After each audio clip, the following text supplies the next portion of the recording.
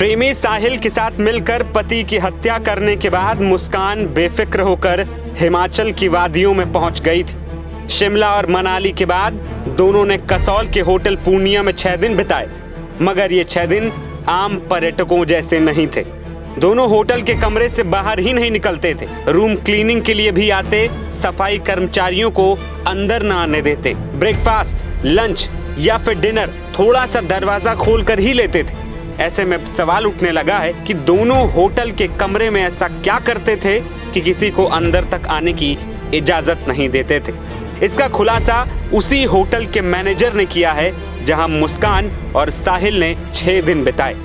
Hotel पूर्णिमा में काम करने वाले ने बताया कि साहिल और मुस्कान ने किसी भी तरह की पहले बुकिंग नहीं कराई थी। 10 तारीख को अचानक होटल में कॉल कर उन्होंने एक कमरा बुक किया और उसी शाम होटल में चेक इन कर लिया। उनके साथ सिर्फ एक टैक्सी ड्राइवर था। होटल में एंट्री के समय जब आईडी मांगी गई तो पहले साहिल ने अपना आईडी कार्ड दिया, लेकिन मुस्कान ने आनाकानी की। होटल स्टाफ के दबाव डालने पर उसने भी आधार कार्ड दिखाया और खुद को साहिल की पत्नी बताया। मेरा नाम अमन कुमार है। ये 10 तारीख को आए थे यहाँ पे। इनका नाम साहिल शुक्ला और मुस्कान रस्तोगी नाम था इनका। ये 10 तारीख को यहाँ पे आए थे स्टे के लिए। तो ये लॉन्ग टर्म के लिए रुके थे, रखे 5-6 दिन के लिए रुके थे और 16 को चेकआउट होता है इनका। लेकिन हम जैसे आईडी मांगी तो उन्होंने बोला कि हमारी वाइफ ही है जब चेक इन टाइम में, तो बाकी तो ऐसा हुआ कुछ नहीं स्पेशली बताया उन्होंने। तो जैसे जो सिंपल प्रोसीजर होता है आईडी वगैरह दी उन्होंने और वैसे चेक इन हुआ उनका, और उनके साथ उनका ड्राइवर था, बाकी और कोई भी नहीं था। लेडी को उन्होंने बताया वाइफ ही है। हाँ वाइफ ही, मतलब ऐसे उन्होंने प्रेजेंट किया था कि वाइफ है मेरी है। तो नहीं, यूजुअली वो कमरे में रहते थे ज़्यादा अपना टाइम ना, मतलब बाहर भी कम ही जाते थे। तो मतलब ज़्यादा वो कमरे में रहते थे।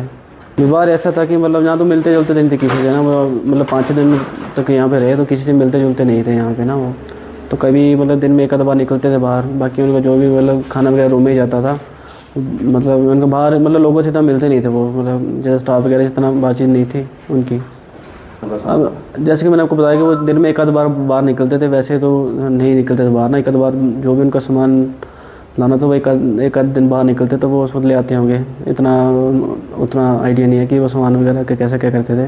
तब बाहर जाता था घूमने के लिए? हाँ वो गाड़ी लेके बाहर जाते थे, मतलब जब भी बाहर जाते तो ड्राइवर, गाड़ी यहाँ पे थी, गाड़ी भी 6 दिन यहाँ पे थी, तो जब भी बाहर जाते तो ड्राइवर को लेके जाते थे और ड्राइवर को ही साथ में लाते थे। गाड़ी में बुलाना जाना रहता था उनका। तो नहीं वो जैसे हम जैसे चेक इन टाइम में पूछते हैं कि कहाँ से आए हैं, कहाँ जाना आपने, तो सिंपली उन्हें ये बताया कि मनाली से आए हैं और वापस यूपी जाना है। अमन के मुताबिक होटल स्टाफ को इस जोड़े का व्यवहार अजीब लगा। आमतौर पर पर्यटक कसौल की खूबसूरत वादियों में घूमने जाते हैं, लेकिन साहिल और मुस्कान ने पूरा समय अपने कमरे में ही बिताया। 10 से 16 तारीख तक वे एक बार भी होटल से बाहर नहीं निकले। उनकी दिनचर्या भी रहस्यमयी थी। दूसरी ओर दोनों को हिरासत में लिए जाने के बाद जेल में ही मुस्कान और साहिल के दिन कट रहे हैं। पुलिस इस मामले में छानबीन कर रही है, हर एंगल से सबूत जुटाने में लगी है। इसके अलावा इस मामले में लगातार नए खुलासे भी हो रहे हैं। NBT ऑनलाइन की रिपोर्ट।